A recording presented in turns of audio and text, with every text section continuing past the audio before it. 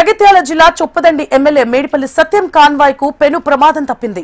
మల్యాల మండలం కొండగట్టు శ్రీ ఆంజనేయ స్వామి ఆలయ దర్శనానికి చొప్పదండి ఎమ్మెల్యే మేడిపల్లి సత్యం వెళుతుండగా కాన్వాయ్ ని ముందు వెళ్తున్న కారు ఢీకొట్టడంతో వెనుక వస్తున్న కార్లు కూడా ఒకదానికొకటి ఢీకొన్నాయి. ఈ కార్లలోని ఎయిర్ బ్యాగ్స్ తెరుచుకోవడంతో ప్రమాదంలో ఎవరికీ ఎలాంటి గాయాలు కాలేదు. ఎమ్మెల్యే మేడిపల్లి సత్యం సహా అంతా ఊపిరి పీల్చుకున్నారు.